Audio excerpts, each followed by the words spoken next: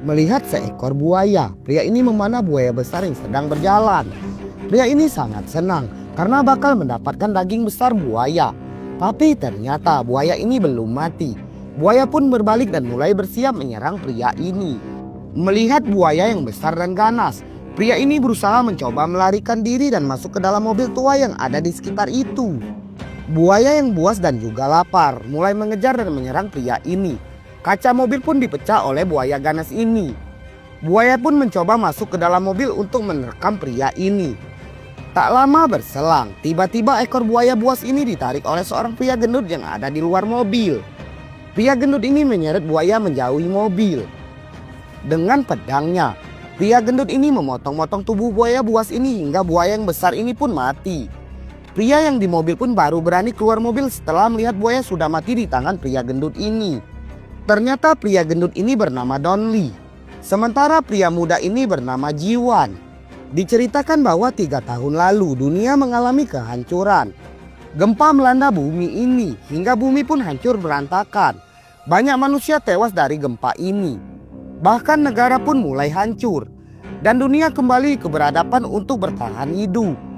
Kehidupan pun sangat sulit. Bahkan warga menyaring air kotor untuk kebutuhan air minum.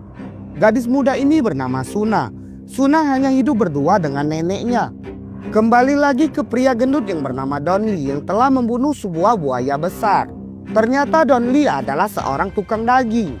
Don Lee mulai menjual daging buaya yang telah ia dapatkan saat di jalan.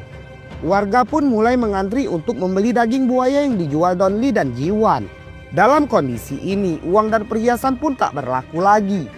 Penjualan dilakukan dengan sistem barter. Dan saat Don Lee sedang sibuk menjual daging buayanya, tak lama kemudian muncullah sekelompok preman yang biasa berbuat kejahatan, menjara dan menculik para pemuda yang berbadan bagus untuk dimanfaatkan sebagai budak para preman ini. Para preman ini mulai mencari para pria yang berbadan besar untuk dibawa dan dijadikan budak mereka. Para preman ini mulai menarik seorang pria berbadan tegap.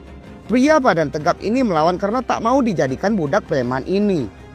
Tak lama kemudian, pimpinan preman ini melihat seorang gadis cantik. Gadis ini bernama Suna. Preman ini pun mencoba membawa gadis Suna. Melihat hal ini, Jiwan pun merasa marah. Jiwan mulai menyerang preman kampung ini. Jiwan pun mampu melawan preman ini. Namun jumlah preman yang banyak, Jiwan pun malah banyak dipukul para preman kampung ini. Melihat Jiwan yang merupakan teman baru dikenalnya, sudah banyak ditendang para preman ini. Don Lee mulai bersiap membantu Jiwan. Don Lee pun mencoba memisahkan keributan ini.